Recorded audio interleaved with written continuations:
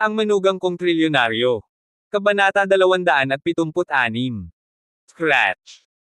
Sinabi ni Aurelio Cheng sa malamig na boses, ang lamig ay makikita sa kanyang mga mata, na parang nagyelo sa loob ng 3,000 milya. Walang sino man ang maaaring mang-insulto sa pamilya Cheng, lalo pa ang magiging tagapagmana ng pamilya Cheng. Oops! Ang dalawang marangal na bodyguard sa likod ni Aurelio Cheng ay lumabas, at hindi naiwasang sabihin na ang isa sa kanila ay kinaladkad si Marte Pinyin, na nagpupumiglas at sumisigaw, mula sa likod ni Nestor Young at hinawakan siya ng mahigpit. Ikaw, anong gusto mo? Ito ang aking bahay. If you dare touch me, tatawag ako agad ng pulis. Si Aling Marte ay natakot, patuloy na nagpupumiglas, sumipa at sumipa. Ngunit, ibang tao ang nagwagayway ng kamay. Nakalock. Isang malakas na sampal ang umalangaw-ngaw sa buong Villa Hall. Sa pagkakataong ito, umirap si Aling Marte, tinitigan si Aurelio Cheng, at sumigaw, "How dare you let someone beat me? Alam mo ba kung saan ito? Ito ang Longcheng Courtyard, ang lugar ng Long family. Akin ang villa na ito. Oo, tatawag ako ng pulis at huhulihin ka." Sumigaw si Aling Marta, parang daga, namumula rin at namamaga ang kanyang mga pisngi. Patuloy na pumalakpak. Umupo si Aurelio Cheng sa sofa at malamig na sinabi. Nakalock. Isa pang sampal ang sinampal, at si Aling Marta, na direktang tumama sa kanya, ay nahihilo, at may buzzing sound sa kanyang ulo. Ang mga taong ito ay pawang mga elite na pinili ni Aurelio Cheng, si Pao ay ang kanyang mga nasasakupan ay may naipon na lakas, kung hindi, si Marte Pinyin ay kailangang bugbugin hanggang mamatay sa mismong lugar. Ikaw, sino ka? Bitawan mo ang asawa ko. Tatawag ako ng pulis. Si Mang Nestor ay nakatingin sa gilid, kinuha ang kanyang telepono para tawagan ng pulis habang siya ay abala. Pero, kung maglakas loob kang tumawag ng pulis, maglalakas loob akong patayin siya ngayon. Umalangaw-ngaw sa Villa Hall ang walang awa na mga salita ni Aurelio Cheng. Ang pangungusap na ito ay nagpatakot kay Mang Nestor na hindi makagalaw. Kahit na si Aling Marte ay bastos, at bastos, alam din niya kung paano bantayan ang kanyang mga salita at pananalita, at alam na ang grupong ito ng mga tao ay walang silbi. Pero hindi siya sigurado kung bakit siya binugbog. Sino ang mga taong ito? Isusumbong kita sa manugang ko, kayang-kaya ka ng manugang ko.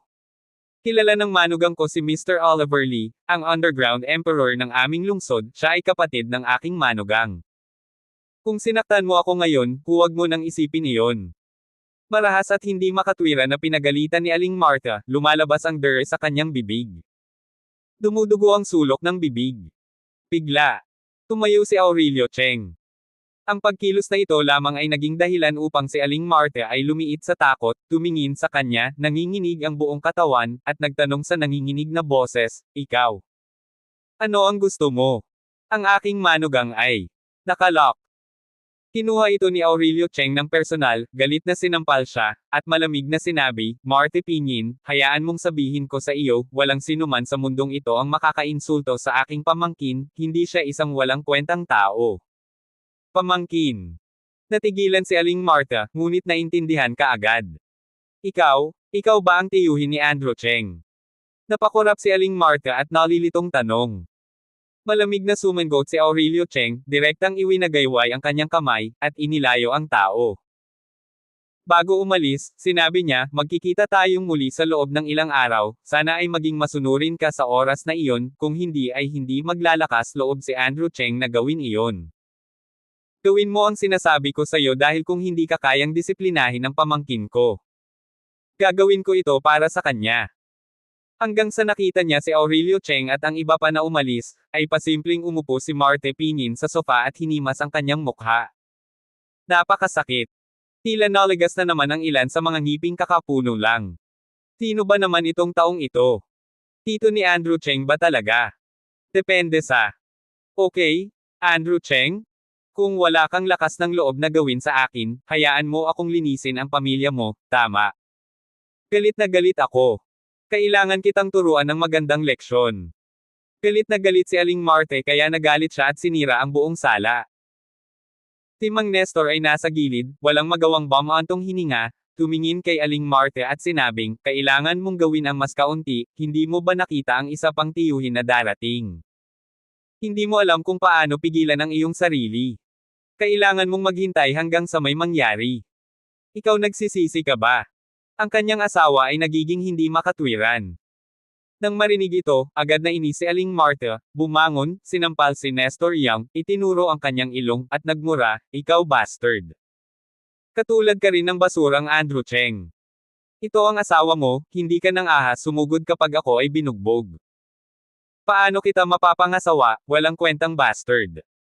Nanlamig ang mukha ni Mang Nestor, at nanginginig ang laman sa kanyang pisngi. Nakalock. Ang sampal na ito ay ang galit ni Nestor Young sa loob ng maraming taon, at ito ay sumiklab sa sandaling ito. "Martha. Napaka-clueless mo. Matagal na kitang tiniis, huwag mong isipin na hindi ko alam ang mga kalaswan mong ginawa. Lahat ng bagay sa puntong ito, hindi mo pa ba makikilala ang katotohanan?" Umungol si Mang Nestor, at ang buong bulwagan ay napuno ng kanyang galit na boses. Natigilan si Aling Martha. Hindi pa niya nakitang ganoon kagalit ang kanyang asawa. You dare hit me. Tinamaan mo ako." Si Aling Martha ay baliw, kaya hinawakan niya si Mang Nestor nang umakyat siya. Sumakit ang ulo ni Mang Nestor, kaya bigla niyang itinulak si Aling Martha, pumasok siya sa study, at nilock ito mula sa loob. Umiyak si Aling Martha at tumingkayad sa lupa, pinalo ang kanyang dibdib at ipinapalakpak ang kanyang mga kamay. "Okay, Nestor, sa wakas nasabi mo na. Ngayon galit ka sa akin dahil sa pagiging matanda, at kinasusuklaman mo ako para sa kalokohan, tama?" Si Aling Martha ay humikbi at umiyak, "Diborsyo. Gusto kitang hiwalayan. Hindi ko na kayang manatili pa sa pamilyang ito. Ikaw at si Marian Young ay parehong puting mata na lobo, na nakatitig sa Andrew Cheng na iyon araw-araw, ano ang silbi nito? Tanga. Well, sino ang nakakaalam kung ang pera ay kanya? Purihin mo lang siya." Pagkaraan ng mahabang panahon na pagagalitin at tuyo ang kanyang bibig, itinikom ni Aling Martha ang kanyang bibig. Biglang narinig niya ang huling pangungusap na sinabi ni Aurelio Cheng nang umalis siya. Ang hindi pinanggahasang gawin ni Andrew Cheng, ginawa niya. Ano ang gagawin niya? Hindi kayang magpakamatay. Sa pag-iisip nito, natakot si Martha Pinin at pinagalitan pa ng ilang salita, hindi ako naniniwalang naglakas loob siyang gawin ito. Gusto kong makita kung ano ang pamilyang Cheng na ito. Pinanggit ni Aurelio Cheng na magkikita tayong muli sa loob ng ilang araw. Maagang umaga makalipas ang isang araw. "Hi, Mina Young? Magandang umaga." Naina si Andrew Cheng at dumating sa Starbucks sa lobby sa unang palapag ng gusali kung saan matatagpuan ang Bic ang company. Gusto niyang bumili ng isang tasa ng Starbucks na maiinom, at nagkataong nakasalubong niya si Miss Mina na balisa sa ilang kahon ng Starbucks.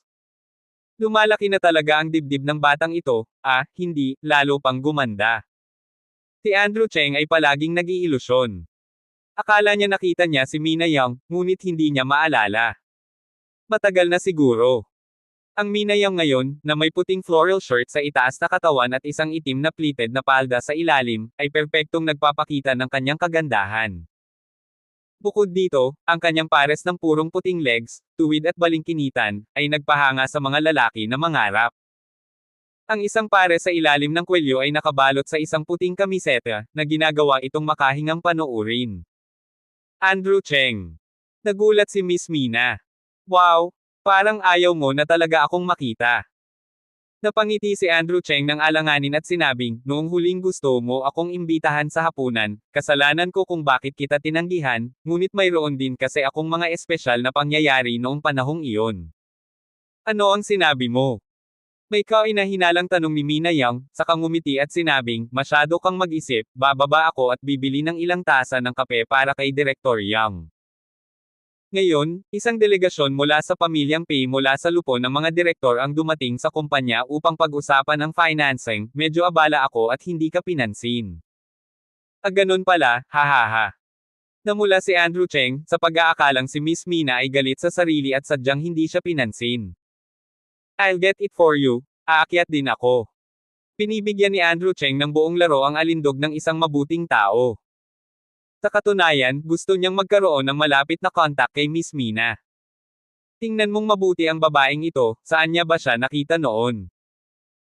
Habang naghihintay ng elevator, curious na nagtanong si Andrew Cheng, isang delegasyon mula sa pamilyang Hao mula sa board of directors ang pumunta sa kumpanya para talakayin ang financing. Mabait.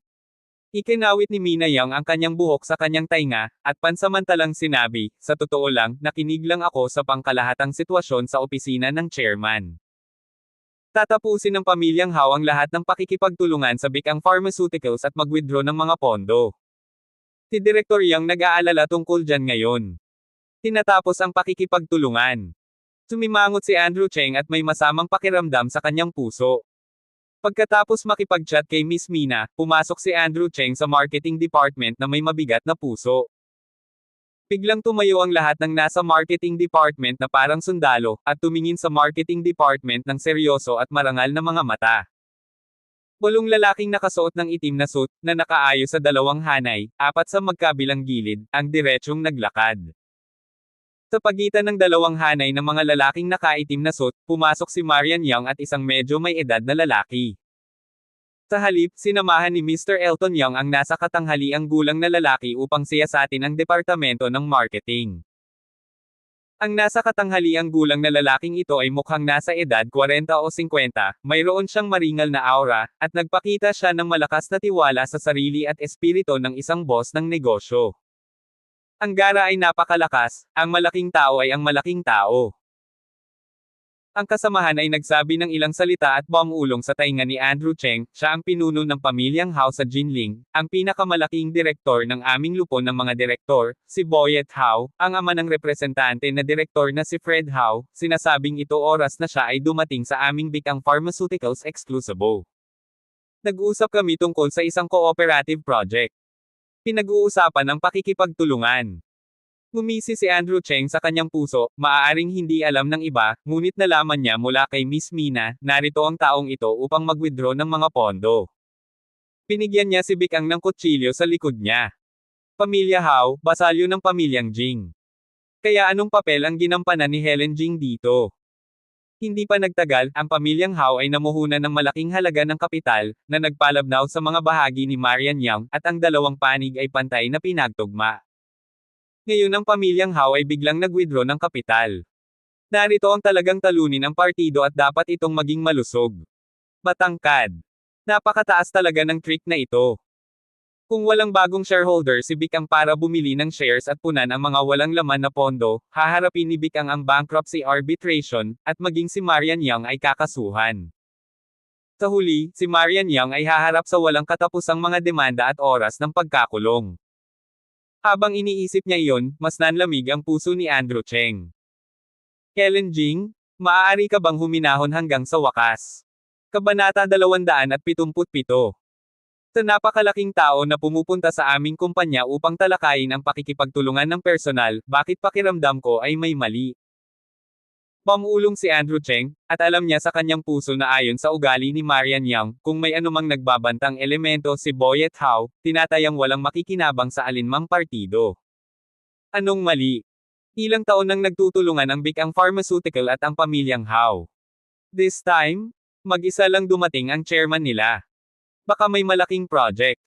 Kung makikipag-ayos tayo, hindi tayo mag-aalala tungkol sa pagtaas ng sweldo. Tuldok. Masayang ngumiti ang kasamahang lalaki. Ang mga tanga ay inosente.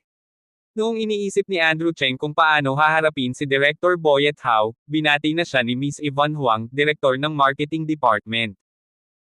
Sabi niya na may ngiti sa kanyang mukha, Mr. Hao, hindi ko inaasahan na darating ka ng mas maaga kaysa sa inaasahan. Hindi kami handa na welcome ka dito.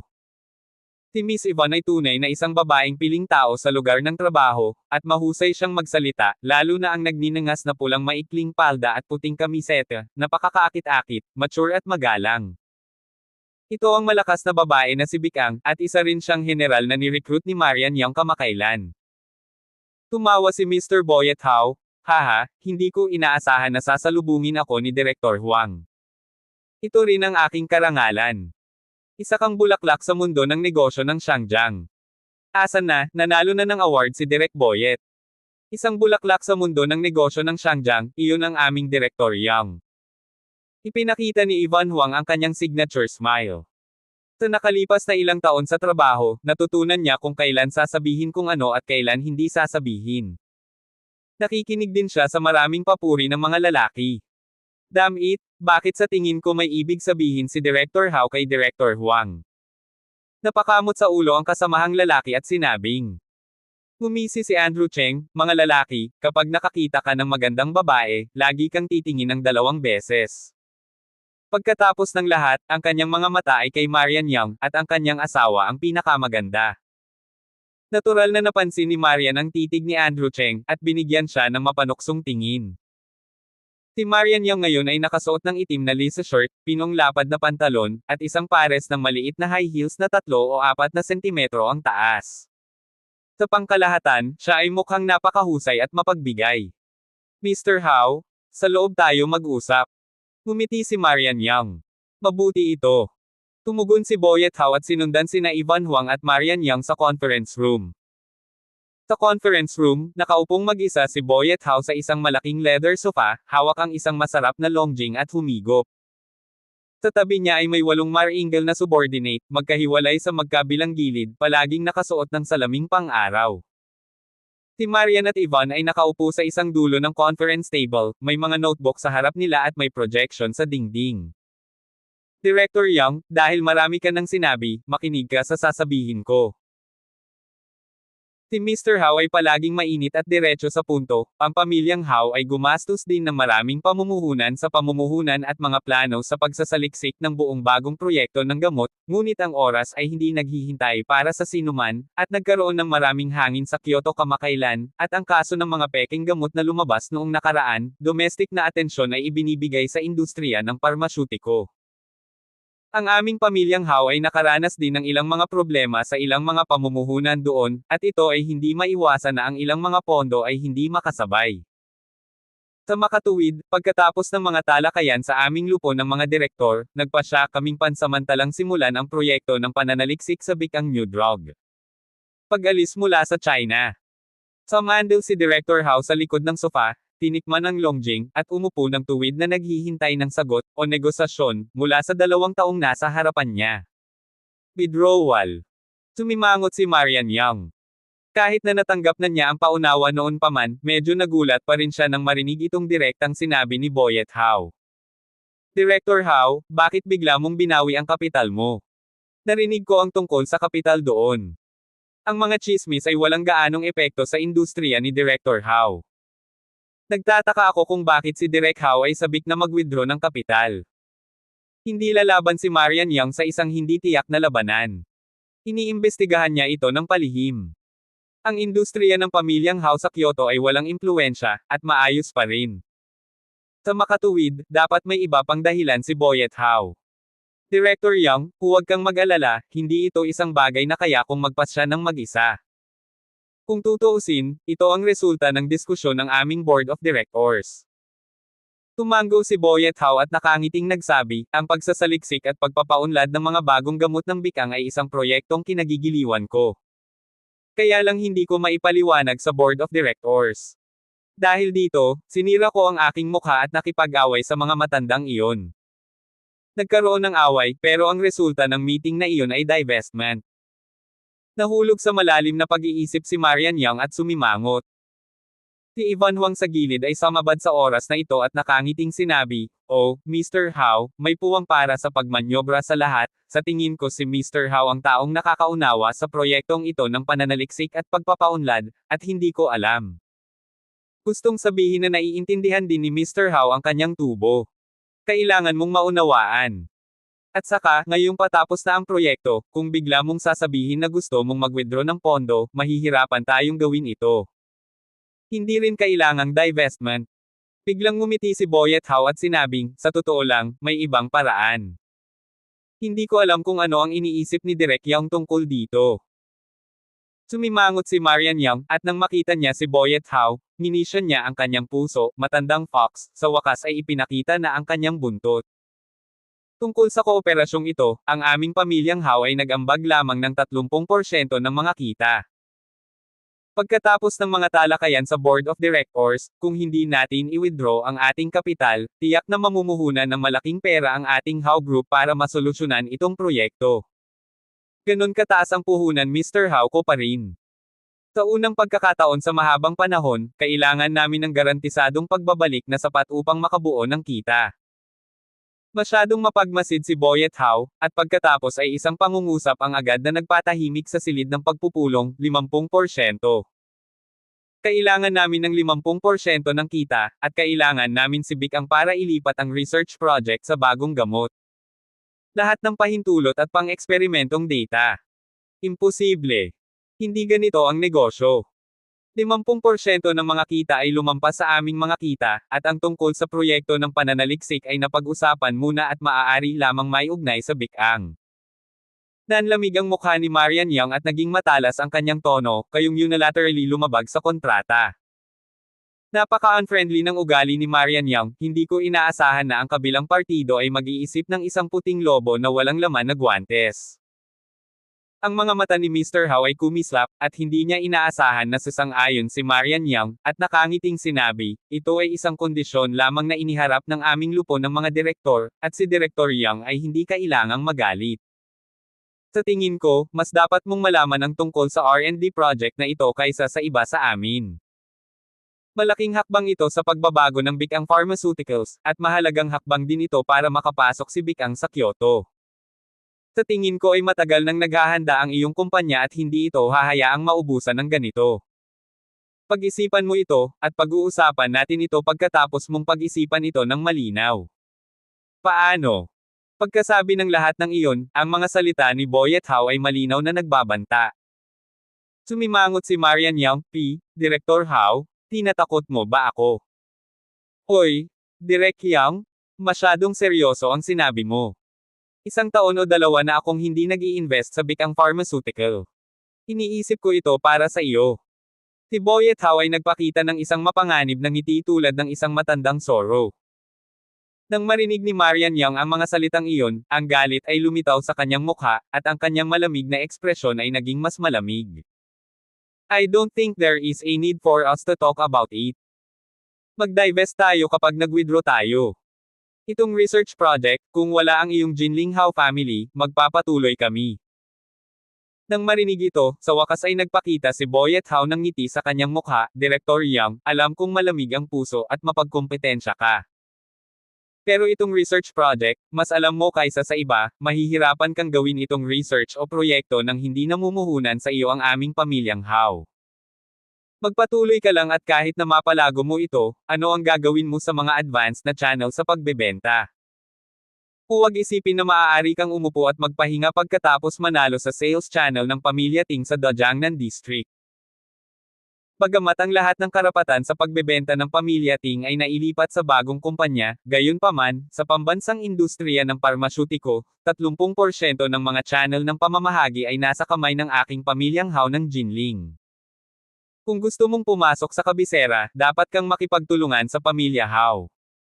Kung tutuusin, ito ang madiskarteng plano ni Bicang mo na pumasok sa Kyoto. Kung matatalo ka sa pagkakataong ito, kakailang ganing mawala si Bicang mo sa mga hangganan ng Xiangjiang. Hindi nakaimik si Marian Young, tama si Mr. Boyet How, masyadong malaki ang pamumuhunan ni Bicang sa proyektong ito ng pananaliksik, kung mabaygo ang proyekto, ito ay isang kalamidad para kay Bicang. Matapos makipag-usap kay Ivan Huang sa loob ng ilang minuto, itinaas ni Marian Young ang kanyang ulo at sinabing may malamig na mukha, 40%. Ito ang aking benepisyo, at ito rin ang pinakamalaking konsesyon na maibibigay ni Bicang. Hindi namin ito magagawa. Magsagawa ng data mula sa mga proyekto ng pananaliksik. Magbibigay. Kinagat ni Marian Young ang kanyang mga ngipin, ang konsesyon na ito ay nagpalungkot sa kanya, ngunit sa sandaling ito, ang pamilya How ay nagbigay sa kanya ng ganoong kamay. Kung nandito si Andrew Cheng, ano ang gagawin niya? Matutulungan ba ako ng aking asawa? Kabanata 278. Hindi alam ni Marian Young, at walang pakialam dito. Ngumisi si Boyet How, tumayo at tinapik ang kanyang suit jacket, at sinabing, Director Young, marami ka pang dapat matutunan. 40% ang iyong kita, ngunit 50% ay akin. Buti ka pa. Pag-isipan mo, huwag kang magmadaling sagutin ako. Pagkatapos magsalita ni Mr. How, tumayo siya at umalis. Nang lumabas si Boyet Hao sa conference room at dumaan sa office hall ng marketing department, bigla siyang nakarinig ng sigaw. Andrew Cheng, halika at tingnan mo. Ang sigaw ng isang kasamahan. Walang magawa si Andrew Cheng, ngunit pumunta na lamang siya sa banyo at narinig niyang may tumawag sa kanya pagkapasok niya sa pinto. Si Boyet Hao ay sumimangot, ang kanyang mukha ay agad na natatakpan ng hamog na nagyelo, tiningnan niya ang nakangiting mukha ni Andrew Cheng, at naalala ito ng malalim sa kanyang puso. Siya iyon, sabi ng anak niyang si Andrew Cheng. Paulit-ulit na sinisira ang kanyang mabubuting gawa. Sinasabing makitid ang landas ng kalaban, at naramdaman din ni Andrew Cheng ang matinding puot mula sa likuran, at sa sandaling lumingon siya, sinalubong niya ang mapanglo na tingin ni Boyet Hao. Hehe, parang makikipag-away siya sa akin.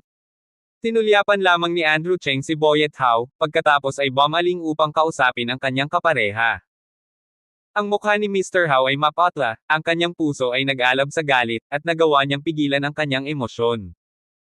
Sa harap ng lahat ng mga empleyado ng marketing department, malamig siyang nagtanong, ikaw ba si Andrew Cheng? Hindi mapakali ang matandang Soro. Lumingon si Andrew Cheng upang tumingin, at nagtanong na may nalilitong tingin, kilala mo ba ako? Natigilan ang lahat sa marketing department. Iyon ay si Mr. Hao, ang pinuno ng pamilyang Hao sa Jinling, isang higanteng negosyo sa Jinling, at isa sa 20 pinakamayayamang tao sa listahan ng kayamanan. Siya talaga ang magkukusoy para tanungin si Andrew Cheng, ang walang kwentang bastard na ito. Arabian Nights lang yan. Nakakagulat. Pinigilan ni Mr. Hao ang kanyang galit, na may malabong ngiti sa kanyang mukha, at sinabing, oh, narinig kong binanggit ni Boyet Hao na si Bikang ay may mabubuting empleyado. Bihira na siyang makita ngayon. Fred Hao. Matatawag kaya ng lalaking iyon ang sarili niya. Hindi na siya makapaghintay na masakal at balatan si Andrew Cheng. Ngumisi si Andrew Cheng at sinabing, si Mr. Hao pala, binobola niya ako ng sobra. Ako ang munting katulong ni Bikang, hindi tulad ng sinabi ni Mr. Hao. Ang paggalaw dito ay natural na nakakuha ng atensyon ni na Miss Marian at Miss Yvonne na kalalabas lang sa conference room. Hindi alam ng iba, ngunit napakalinaw ni Marian Yang, at malakas na sinabi, Mr. Hao, ipapahatid na kita. Tumugon si Direktor Hao at malamig na sinabi, Direktor Yang, kung gusto mong magpatuloy ang aking pamilyang Hao na mamuhunan, magdadagdag ako ng isa pang kondisyon sa nakaraang kondisyon at sipain siya.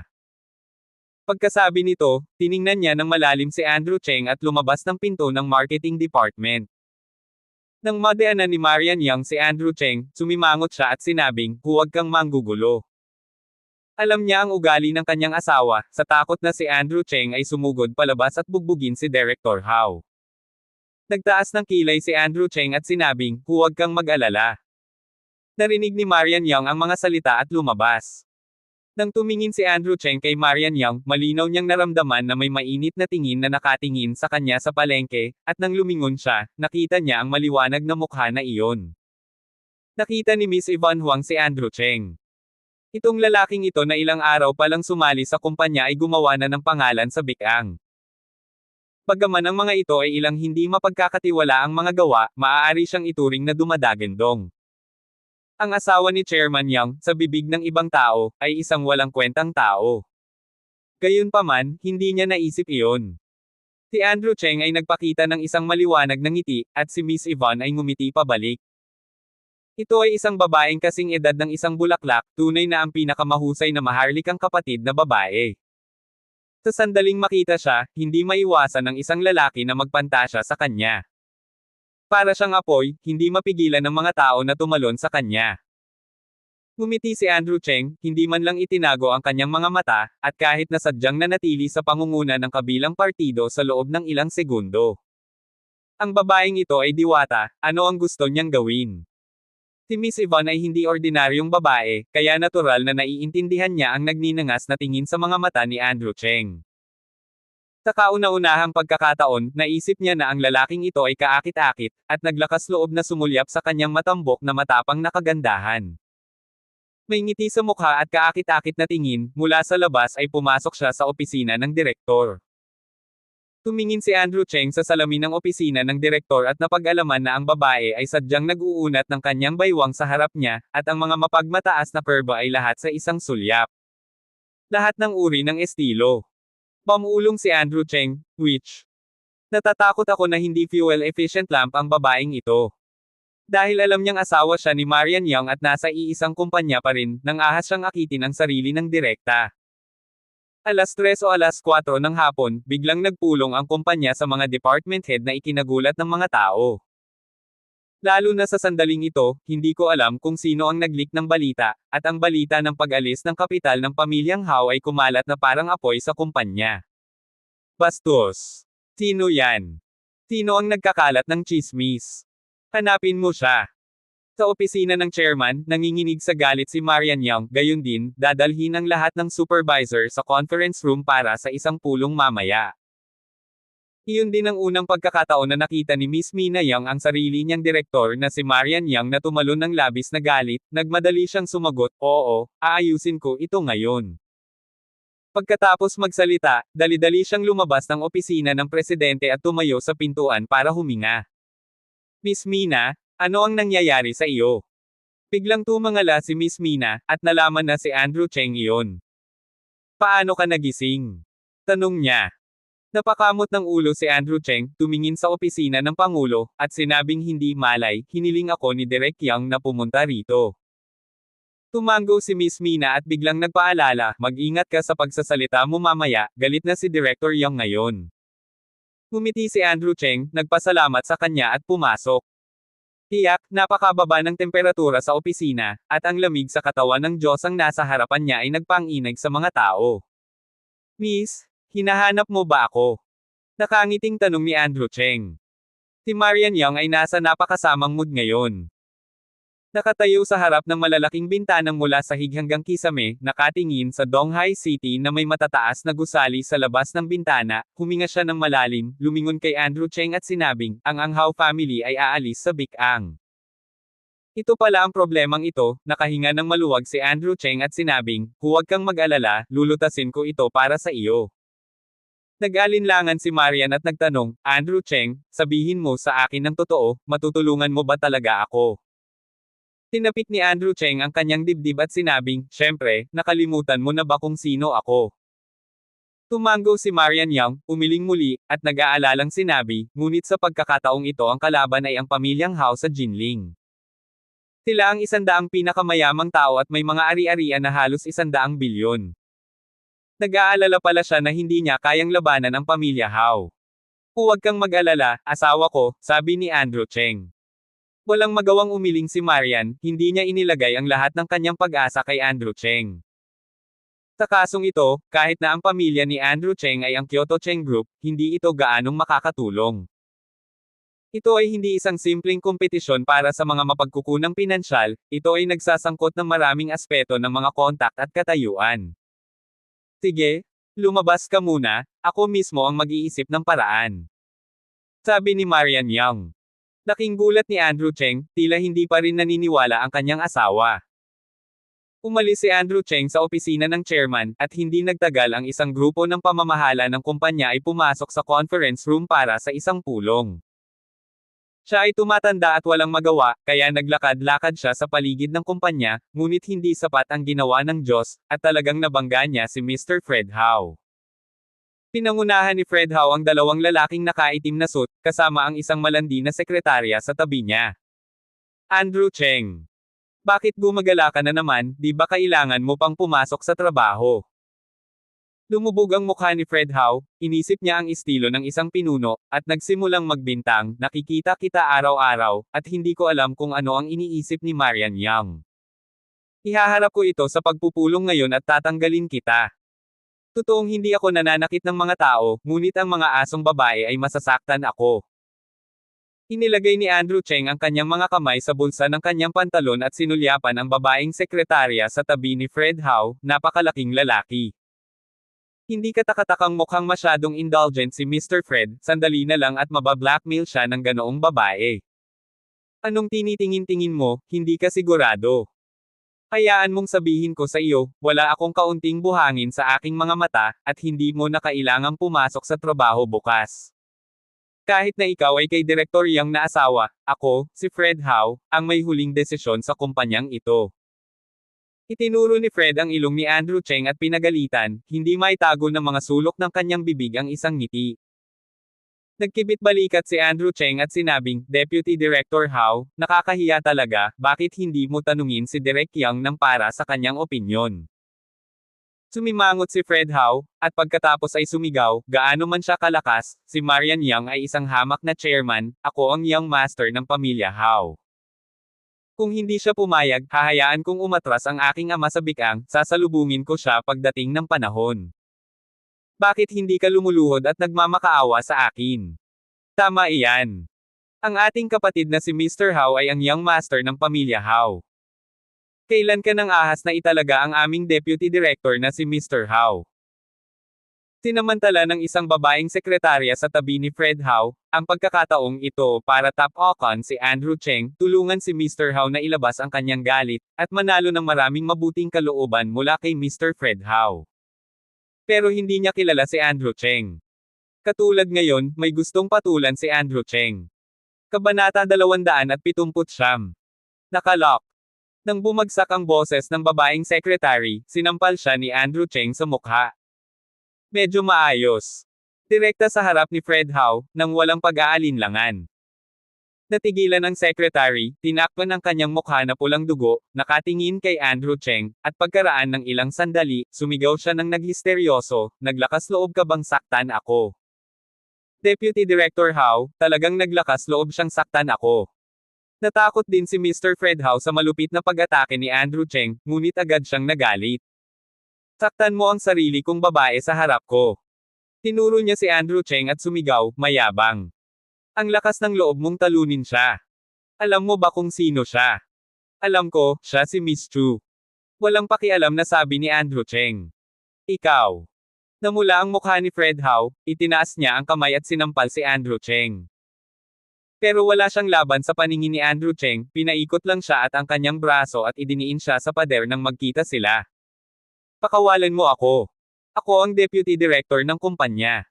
If you dare do this to me, I will resign agad. Hahayaan ko ang aking ama na mag-withdraw ng puhunan. Sa oras na iyon, ikaw at ang iyong asawa ay makukulong. Nagpumigla si Mr. Fred Hao. Malamig na sinabi ni Andrew Cheng sa kanyang tainga, Fred Hao, huwag mong laging gamitin ang katotohanan na ikaw ang representante ng direktor para ay bully ang iba, at huwag palaging pag-usapan ang pagpapatalsik sa iba. Narinig ko na, alam ko na ng maraming beses, ngunit nakatayo pa rin ako dito ng maayos. Si Fred Hao ay mukhang malungkot at sumigaw, okay, ikaw. Gusto kong makita, paano mo ipapaliwanag kay Marian Yang kapag ginawa mo ito sa akin ngayon. Si Andrew Cheng ang pinakamaliit na makikita ng iba na nagbabanta sa kanya. May kaunting puwersa sa kanyang mga kamay, sumigaw si Fred Hao ng malakas, na tinatakot si Miss Chu na secretary at ang kanyang dalawang nasasakupan palayo sa kanya. Pambubugbog. Seguridad, seguridad. Malakas na sumigaw si Miss Chu, at saglit na naging maingay ang buong company hall. Nagmamadaling sumugod ang ilang security guard. Ang naka-duty ay ang dating monitor na si Ferdy Lau, na sumugod at nakitang tinatawag ang dalawang kasamahang gwardya. Ay, hindi, ang basurang asawa ni Director Yang ang tumama kay Deputy Director Hao. Mahirap ding pakitunguhan si Ferdy, ito ang huling pagkakataon, at sa pagkakataong ito ay ganoon pa rin, hindi magandang tumulong sa loob at labas. Anong tinitingin-tingin mo dyan? Magmadali at hulihin mo siya. Sigaw ni Fred Hao kay Ferdy Lau. Mapait na bamantong hininga si Ferdy Lau, tinawag ang dalawang security guard, humakbang pasulong at ngumiti kay Andrew Cheng, Brother Cheng, pwede bang hayaan mo muna, maupo tayo at pag-usapan ang anumang bagay. Kung hindi gumana, tatawagan ko si Director Yang. No way, asawa ng chairman, hindi kakayanin ni Mang Ferdy na masaktan ka kahit na kumain siya ng malambot na kanin. Galit na umungol si Fred Hao, ano ang ginagawa mo para kumain, anong katarantiduhan Kuya Cheng? Pilasan mo siyang hulihin. Kung hindi, lahat kayo ay matatanggal sa trabaho. Ang songgit mo. Sumimangot si Andrew Cheng, at ginawaran lang niya ng puwersa ang kanyang kamay, na dislocate ang isang braso ni Fred Lau. Ano? Sa isang iglap, napasigaw si Mr. Hao sa sakit, hinawakan ang kanyang napalay na braso at sumigaw, dalhin mo siya sa akin, kung hindi mapapaalis kayong lahat. Natakot din si Mang Ferdy sa sitwasyon, ngunit hindi niya inaasahan na magiging ganoon kainit ang init ng ulo ni Andrew Cheng. Kuya Cheng, pasensya na. Alam din ni Ferdy Lau ang kasalukuyang sitwasyon, pinuntahan niya si Andrew Cheng, at binati ang dalawang subordinate para dalhin siya sa security room. Deputy Director Hao, bakit hindi ka muna pumunta sa ospital? Tumanggo si Mang Ferdy at yumuko. Tinipa siya ni Fred Hao sa dibdib, pinagalitan ng ilang salita, at umalis sa company hall kasama si ang secretary, na namumutla na. Bago umalis, sinabi niya, alagaan mo siya. Wala akong nakitang tao. Para makipag-ayos sa iyo. Bumangon si Ferdy Lau mula sa lupa, inayos ang kanyang safety hat, bumaantong hininga, at nagmamadaling pumasok sa security room. Sa security room, mayabang na nakaupo si Andrew Cheng, may prutas at sigarilyo sa mesa sa harapan niya. Ilang maliliit na security guard ang nag-alok sa kanya na parang nag-aalay sa isang Diyos. Walang paraan, ipinaliwanag lang ni Kapitan Lau na dapat mong ihain ang masasarap na pagkain at inumin, ito ang asawa ng chairman ng kumpanya natin. Hindi inaasahan ni Andrew Cheng na magkakaroon siya ng ganitong espesyal na pagtrato, at casual siyang kumain ng saging. Sa sandaling ito ay sinipa ang pinto ng security room, at pumasok ang tatlong nagninangas na lalaki, na nakasuot din ng mga uniforme ng seguridad. Hong! Captain Hong, bakit ka nandito ngayon? Isang maliit na security guard na nagpabalik kay Andrew Cheng ang agad na sumalubong sa kanya ng nakangiti. Umalis ka. Ang malakas na lalaki na tinatawag na Captain Hong ay isang 1.8 metrong malaki, at ang kanyang katawan ay napakalakas din, isang tao ang napuno ng isang pinto. Naglakad siya ng agresibo, na may hawak na stun stick sa kanyang kamay, itinuro si Andrew Cheng at nagtanong, ikaw si Andrew Cheng. Ngayon mo lang ba sinaktan si Deputy Director Hao? Ipinagpatuloy ni Andrew Cheng ang pagkain ng saging, hindi ito pinansin ng nakakross ang mga paa. Mula sa gilid ng kanyang mata, nakita niya ang dalawang security guard na dinala ng lalaking ito na itinutulak ang dalawang maliliit na security guard palabas ng security room, at nilock ang pinto sa likod niya. Oh, halika para humanap ng mali. Hindi ako madaling magalit, hindi ko alam kung makakapit ka kahit saglit. Humisi si Captain Hong, pinaikot ang kanyang triangular na mata, at ang electric shock stick sa kanyang kamay ay tumusok sa baywang ni Andrew Cheng. Kaluskos. Halos agad-agad, ang matipunong katawan ng tao ay bumagsak sa lupa. Ang dalawa pang security guard na nakatayo sa pintuan ay hindi naintindihan kung ano ang nangyayari nang makita nila na ang kanilang Kapitan Hong ay bumagsak sa lupa. At ang lalaking nagngangalang Andrew Cheng, na may hawak na stun baton na may asul na electric spark sa kanyang kamay, ay tumapak sa mukha ni Captain Hong at dumura, napakakuryente. Natigilan ang dalawang security guard na nakaharang sa pinto nang makita ang sitwasyon. Si Captain Hong iyon. Buti na lang tatlo pero ngayon nakuryente siya ng ganito. Nasaan ang bastos, hinahanap mo si kamatayan. Ang isa sa mga security guard ay may malungkot na mukha, naglabas ng baton sa kanyang baywang, sumugod, at hinampos ang ulo ni Andrew Cheng. Kung mahulog ang stick na ito, hindi ito cerebral palsy kundi cerebral palsy din. Nagtaas ng kilay si Andrew Cheng, ang ekspresyon ng kanyang mukha ay mabilis na naging malamig, at ang momentum sa kanyang katawan ay biglang naging napakatalam. Hindi niya inaasahan na ang kabilang partido ay maglalakas loob na patayin siya. Sa isang kisap mata, kinuha ni Andrew Cheng ang baton mula sa kamay ng security guard. Kasabay nito, nang natigilan ang kabilang partido, pinalayas niya ito at sinipa mula sa salamin na bintana hanggang sa labas. Wow! Nabasag ang salamin, at lumipad sa bintana ang security guard at bumagsak ng husto sa lupa, hindi na nakabangon ng matagal. Nang makakita ng ganoong eksena, ang mga natitira ay nanginginig sa takot, at mabilis na lumuhad sa lupa at humingi ng awa, kapatid na Cheng, marami kang matatanda, at nasa ilalim din kami ng kahulugan ng Deputy Director Hao, dapat. Pagsabog. Itinaas ni Andrew Cheng ang kanyang paa at sinipa siya palabas ng pinto. Bumukas ang buong pinto dahil sa napakalaking impact, at sumabog ang kalahati ng frame ng pinto. Maaari mong isipin kung gaano kagalit si Andrew Cheng ngayon. Ang dalawang nasasakupan ni Kapitan Ferdy Lau sa labas ay natakot nang tumayo sa mga posisyong militar, pinananatili ang isang tuwid na posisyon, palihim na bumubulong sa kanilang mga puso, napakabagsik. As expected sa asawa ng chairman namin. Ito ba ay walang silbi? Ang dalawang paa na ito ay masasabing nagpalaya sa isang bahagi ng Yangtze River sa puso ng mga security guard na ito. Lumabas ng security room si Andrew Cheng at marahas na tinapakan ang dibdib ng security guard na nakahiga sa pintuan na nagkukunwaring patay na aso. Dahil sa hakbang na ito napasigaw ang security guard, niyakap ang hita ni Andrew Cheng at humingi ng awa. Bumalik ka at sabihin mo sa Deputy Director Hao mo, huwag niya akong guluhin. Malamig na sabi ni Andrew Cheng, ang kanyang boses ay umaalingaw-ngaw sa pintuan ng security room na parang magic sound.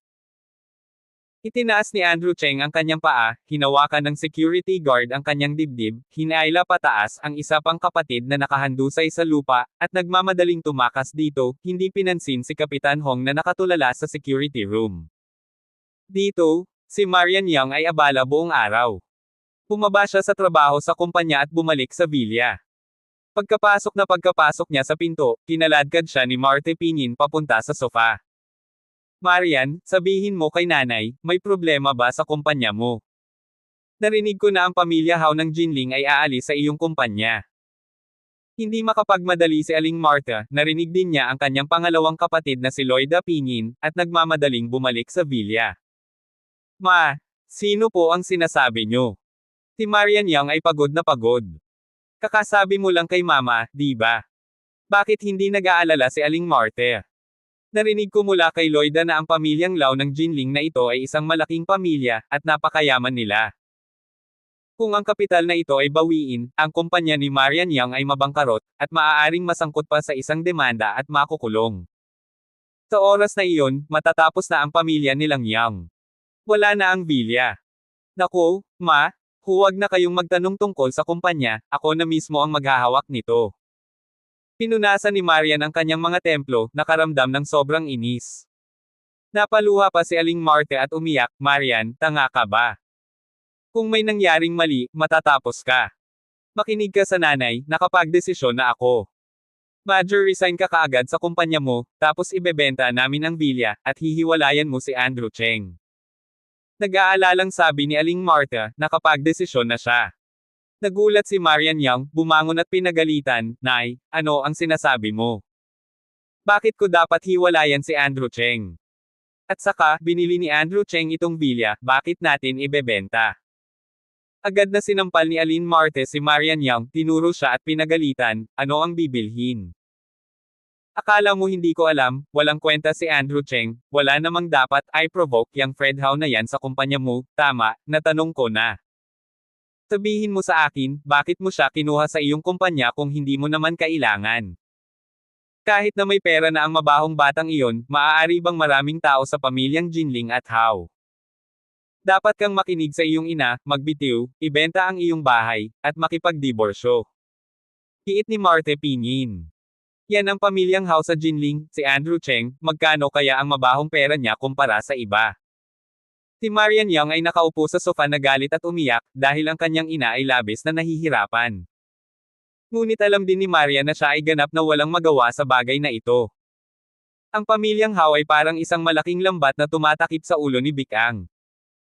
Sa oras na ito, bumalik si Andrew Cheng sa villa, lumakad papunta sa bulwagan, at nakita si Marian na may mga bulaklak na peras at ulan, umiiyak ng napakalungkot. Lumapit siya para panasan ang mga luha sa mukha nito at nagtanong, anong problema, Marian? Andrew Cheng, hiniling sa akin ni nanay na mag-resign, at hiniling na ibenta ko ang villa at hiwalayan ka. Pagod na pagod ako. Sumimangot si Andrew Cheng, at tumaas ng husto ang kanyang galit. Dahil ba sa kumpanya? Asawa, ayokong hiwalayan ka, pero hindi ko alam ang gagawin ko.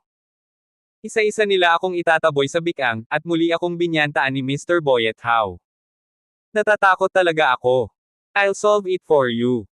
Isang salita lang ang sinabi ni Andrew Cheng, pagkatapos ay tumayo at umalis. Kabanata 280.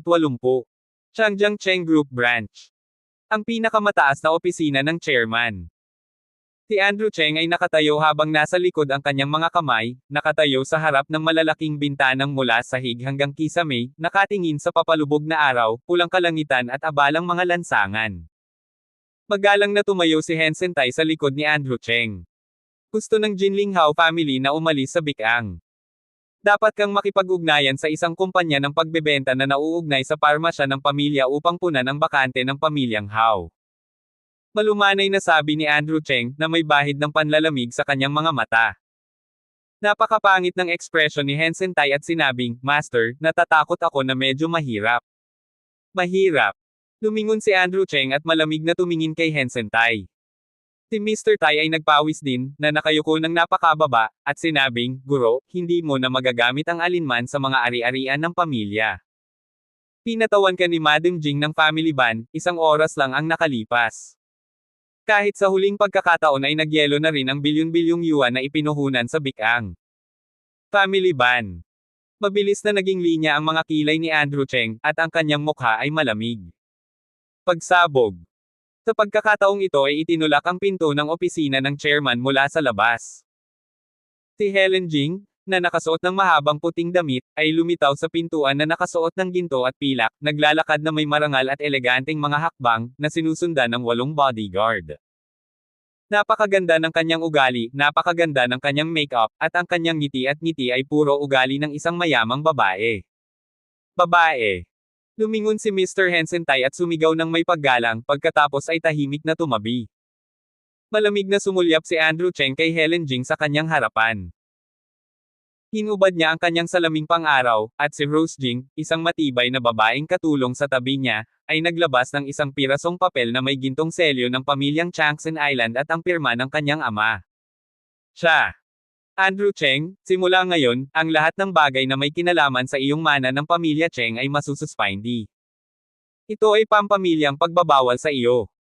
Hindi mo na magagamit ang lahat ng magagamit na kapangyarihan, mga asset, at mga kontak ng pamilya Cheng. Malamig na sabi ni Miss Helen Jing, na may mahinang ngiti sa gilid ng kanyang bibig. Napakunot ang noo ni Andrew Cheng, at nang mapasa niya ang gintong papel, sinulyapan niya ito at nakumpirma. Signature yan ng tatay ko. Paano ito nangyari? Si Andrew Cheng ay labis na naguguluhan, itinaas ang kanyang kilay at malamig na tumingin kay Helen Jing, labis na naguguluhan, ano ang ginawa mo sa aking ama? Tumawa si Helen Jing at sinabing, Andrew Cheng, 7 taon na ang nakalipas, kaya kitang paalisan sa pamilya Cheng, at kaya ko pa rin ito ngayon. Kakasimula pa lang ng digmaan natin. Ngumisi si Andrew Cheng, nilukot ang gintong foil na papel sa kanyang kamay, at sinabing, Helen Jing, gusto mo akong talunin sa ganitong panlilinlang, sa tingin mo ay napakasimple ko. 7 taon, pinaghandaan kita, isang Andrew Cheng. Isang pamilya lang, kahit hindi ka umasa, ikaw Helen Jing, pati pamilya mong Jing, hindi ko pa rin kalaban. Kung gusto mong lumaban, subukan natin at tingnan kung sino ang mamamatay sa huli. Si Andrew Cheng ay humakbang pasulong na may malamig na boses, nakatingin kay Helen Jing na may nagninangas na mga mata. Itinaas ni Helen Jing ang kanyang kilay at walang pakialam na sinabi, okay, pagkatapos ay maghihintay tayo at tingnan. Ang unang tao na kailangan kong harapin ay si Bikang, Marian Yang. Pagkatapos sabihin iyon, tumalikod si Helen Jing at pinaalis ang mga tao. Darating at aalis, walang tigil. Napaka-depressed ng atmosphere ng buong board of directors. Nakakunot ang noo ni Andrew Cheng habang nakatingin sa gusot na gintong papel sa kanyang kamay. Dam Helen Jing, ginamit talaga ang trick na ito. Anong nangyari kay tatay, bakit nag-issue ng family ban? Tandang padamdam. Master, okay ka lang? Maingat na tanong ni Mr. Hensen Tai. Malamig na sinulyapan siya ni Andrew Cheng, at mabilis na umalis sa sangay. Habang nasa daan, tinawagan niya si Mr. Ernel Can, at isang nag-aalalang boses ang nagmula sa kabilang dulo ng telepono, na nagsasabing, Young Master, may nangyari, at ang pamilya ay naglabas ng pagbabawal sa iyo. Kalahating oras na ang nakalipas, ang lahat ng ari-arian at kapangyarihan ng pamilyang Cheng ay natapos na ang lahat ng karapatan mong gamitin at tawagan, Young Master, ano ang dapat nating gawin ngayon? Bahagyang sinabi ni Andrew Cheng, alam ko na, huwag kang mag-alala, kasing aga ng 7 taon na ang nakalilipas, umaasa ako na si Helen Jing ay magkakaroon ng ganitong trick, gusto kong maglakbay ka sa ibang bansa para sa akin, pumunta sa Chinatown sa Estados Unidos, at humanap ng lalaking nagngangalang Arthur Ling. Oo, sabihin sa kanya na ang espada ay bunot. Okay Young Master, pupunta ako agad. Magalang na sumagot si Mr. Ernel Can, at pagkatapos ay nag-book ng mga tiket. Dito, ibinaba lang ni Andrew Cheng ang telepono, at tumawag ang telepono ni Marian Yang doon, umiiyak at nagsasabing, Andrew Cheng, bumalik ka sa villa, may nangyari sa bahay. Hintayin mo ako, babalik ako agad. Nang marinig ni Andrew Cheng ang malakas na boses sa kabilang dulo ng telepono, nabalisa siya, ibinaba ang telepono, at nagmamadaling bumalik sa villa. Pagkapasok niya sa pinto, nakita niya ang higit sa 100 bodyguards na naka-black suit, na ibinabaliktad ang mga gamit sa villa sa gulo, at lahat ng ginamit ay inilabas at itinapon sa bakuran. Andrew Cheng. Nagmamadaling lumapit si Marian Yang nang makita niya ang mga salita ni Andrew Cheng. Doon, sinubukan nina Aling Marta at Mang Nestor ang kanilang makakaya na pigilan ang mga bodyguard na naka-black suit na patuloy na naglalabas ng mga gamit palabas ng villa, ngunit wala silang laban. Ano ang nangyari? Nagmamadaling lumapit si Andrew Cheng, hinawakan si Marian Yang at nagtanong. Umiyak si Marian at sinabi nila na hindi na atin ang villa na ito, at itataboy nila tayo. Matapos marinig ito ni Andrew Cheng, nagsalubong ang kanyang mga kilay, at ito ang sulat kamay ni Helen Jing. Sa katunayan, orihinal na binili ni Mr. Arnel Can ang villa na ito, gamit ang mga asset ng pamilya. Ngayong nakolekta na ito ni Helen Jing, naiintindihan na. Gayunpaman, ang ganitong uri ng pamamaraan ng pediatric ay masasabi lamang na sadyang naiinis ni Helen Jing si Andrew Cheng. Ikaw, tumigil ka, bahay ko ito, bakit mo didumihan ang bahay namin? Magnanakaw ka, pumasok ka sa bahay, tatawag ako ng pulis. Si Aling Marte ay pawis na pawis, desperadong hinayla ang mga bodyguard na nakaitim na suit. Ngunit hindi siya pinansin ng mga tao at itinulak siya palayo, at ang huli ay nahulog sa lupa. Tulong, pagnanakaw, kamatayan, mayroon bang anumang dahilan para dito? Napaupo lang si Aling Marte sa lupa, tinapik ang kanyang hita at umiyak. Ang hitsura ng gusot na buhok ay napakalungkot. Nang makita niyang lumitaw si Andrew Cheng sa villa, nabaliw siya, sumugod, sinampal ng malakas sa mukha si Andrew Cheng, at nagmura, dahil sa iyo, walang kwentang bastardo, kung hindi dahil sa iyo, hindi came pinalayas. Sabihin mo sa akin, sino ang iyong pinupukaw sa labas? Nanlaki ang mga mata ni Andrew Cheng, hindi niya inaasahan na magiging hindi makatwiran si Aling Marta. Tinisisi niya agad ang manugang. Ma, ano pong ginagawa niyo? Bakit mo binugbog si Andrew Cheng? Bakit hindi mo sinabi ang tungkol kay Andrew Cheng noong nakatira ka rito, at ngayon sinisisi mo si Andrew, bakit napaka-unreasonable mo? Si Marian Yang ay nabalisa din at nakaramdam ng labis na pagkabigo sa kanyang ina. Galit na galit si Aling Marte nang makitang itinapon siya sa labas ng villa at wala nang makahinga, nakaramdam siya ng pangangati sa kanyang puso, itinuro ang ilong ni Marian Yang at pinagalitan, Marian, huwag iikot ang iyong siko, noong tayo ay naninirahan doon. Pasok ka, yun ang utang ni Andrew Cheng. Ngayon, dahil sa kanya, malapit na kaming mawala ng tirahan. Ito ay isang villa, ito ang aking tahanan. Sisihin mo siya, buong araw siyang nasa labas, bubugbugan ko siya hanggang sa wala lang. Nagmumura, sinimulan siya ni Aling Marta at sinampal muli. Ngunit sa pagkakataong ito, nabigo siya. Direktang bumaril si Andrew Cheng, kinurot ng malaking kamay ang palso ni Aling Marta, tiningnan siya ng malamig na mga mata, at sumigaw, tama na. Marte Pinyin, binabalaan kita, kapag nanggulo ka na naman, tiyak na papatayin kita. Nang marinig ito ni Aling Marta, at nakipagtulungan sa mamamatay tao na aura ni Andrew Cheng ngayon, duwag niyang hinigit ang kanyang leeg at bamulong, napakabangis, kung may kakayahan ka, pumunta ka at maging mabangis sa kanila, pinalayas nila tayo. Tanga mo. Lalaban ka na lang sa amin. Sa pagharap sa disposisyon ni Aling Marte na ang mga patay na baboy ay hindi natatakot sa kumukulong tubig, si Andrew Cheng ay wala ring magawa, tinitigan siya ng masama, at itinapon siya, pagkatapos ay lumingon para tingnan ang dosenang bodyguard, at sumigaw, tumigil ka. Bigla. Larawan ng kasal. Biglang nakita ni Marian Yang ang isa sa mga bodyguard, kinukuha ang larawan ng kasal niya at Andrew Cheng, at inihagis ito sa lupa. Nasira lahat ng wedding photos.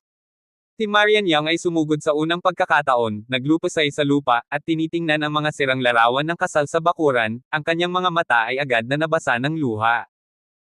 Nakita ng bodyguard si Marian Yang na kumukuha ng mga larawan sa kasal, at mayabang na itinulak siya palayo. Saksakin mo. Direktang nahiwa ng basag na salamin ang maselang palad ni Marian Young, at agad na nabahira ng matingkad na pulang dugo ang larawan ng kasal. Nang makita ni Andrew Cheng ang eksenang ito, ang kanyang mga mata ay nahati, at ang kanyang buong pagkatao ay napuno ng galit. Sinabi ko na, tigilan mo ako. Sa isang dagindong, si Andrew Cheng ay sumugod palabas at sumipa. Pagsabog. Diretsyong sinipa ang bodyguard ng sipa ni Andrew Cheng, at tumama siya sa poste sa dingding at napaungol. Sa isang iglap, mahigit 100 bodyguard ang huminto sa kanilang mga kamay at tumingin kay Andrew Cheng. Takot na takot si Aling Marte kaya't kinuha niya si Mang Nestor upang magtago, noon pa man, at nagmumura pa rin siya sa kanyang puso, "Damn!